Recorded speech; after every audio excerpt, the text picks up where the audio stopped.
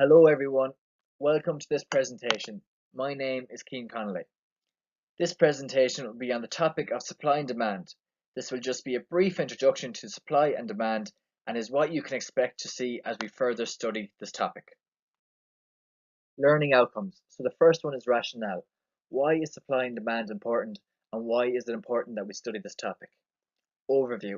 Outline of the topic mentioned above, which is supply and demand, what it entails and what we can expect to see as we further study this topic. Teaching methodologies, different ways we can study this topic. An active learning environment will take place to help us learn about the different ways we can study and gain knowledge about supply and demand. Key skills, how the NCCA key skills will be incorporated into this topic and how this topic will help to enhance these key skills. We'll focus on 3 key skills in supply and demand. Cross-curricular theme, how this topic can link into other subjects and how supply and demand can help in our understanding of these subjects. Rationale, why supply and demand? First of all, it will help develop knowledge and understanding of supply and demand, which is important for Leaving Cert Economics. We will see the factors that affect supply and demand for products or services. An example of this is the different factors we take into consideration when purchasing a new phone, such as the demand for the phone, the supply of the phone, and the price of the phone. Secondly, it shows how different prices are set. It allows us to see how prices are set and how an equilibrium price is achieved. The equilibrium price is the market price where the quantity of goods supplied is equal to the quantity of goods demanded. This is the point at which the demand and supply curves in the market intersect. Thirdly, it plays a role in our everyday lives, what food we buy, what technology we use, where we go on holidays, what cars we buy, etc. Overview, introduction to supply and demand. Supply and demand is one of the most basic and fundamental concepts of economics and of American economy. The relationship between supply and demand results in many decisions, such as the price of an item and how many will be produced in order to allocate resources in the most cost-effective and efficient way. The price of a commodity is determined by its supply and demand in a market. The resulting price is referred to as the equilibrium price. Demand. Factors that influence demand. Price, usually the most important one, income levels, consumer tastes, competition and fashions all influence demand. Demand curve. A graph showing how the demand for a commodity or service varies with changes in price. The demand curve will move downward from the left to the right, which expresses the law of demand. As the price of a given commodity increases, the quantity demanded decreases, all else being equal. Elasticity of demand. Price elasticity of demand is a measure of the relationship between a change in the quantity demanded of a particular good and a change in its price. Different types of demand. So these are the needs versus the wants.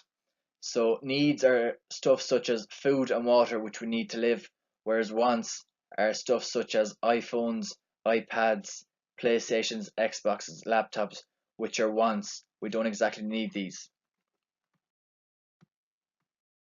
Supply curves. The supply curve is a graphical representation of the relationship between the price of a good or service and the quantity supplied for a given period of time. The supply curve will move upward from the left to the right, which expresses the law of supply. As the price of a given commodity increases, the quantity supplied increases, all else being equal. Elasticity of supply. Price elasticity of supply measures the responsiveness of quantity supplied to a change in price. It is necessary for a firm to know how quickly and effectively it can respond to changing market conditions, especially to price changes. Factors that influence supply. Cost of production influences supply.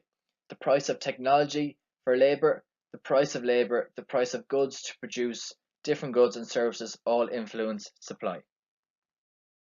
Teaching methodologies. 2 active teaching methodologies that we'll use in the study of supply and demand are think, pair, share and class discussion. Think, pair, share is when 2 students pair up to complete a task. This helps develop communication and creativity skills. It also gives a chance to work with and hear the opinions of your peers. Class discussion is very important for the studying of the topic of supply and demand. Everyone will get an opportunity to express their opinions and beliefs on the topic. This will create great discussion amongst the class.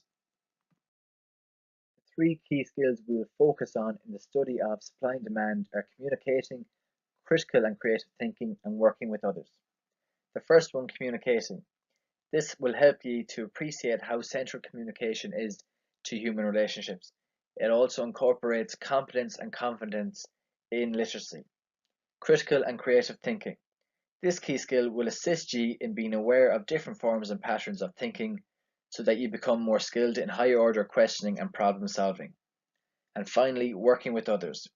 This key skill is very important. It highlights the role that working with others plays in learning and will be very beneficial as you progress in your studies and also in future jobs.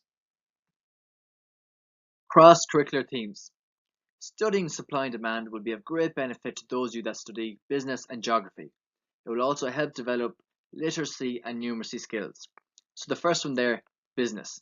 Studying supply and demand will be of great benefit to those of you that study business in topics such as enterprise. The next one there is geography. The supply and demand for different geographic locations would be of great benefit to those of you that study geography. An example of this is there will be more umbrellas sold in Ireland than in Spain because of the weather. Moving on to literacy. The vocabulary and terminology of supply and demand will help develop your literacy skills. And finally, numeracy.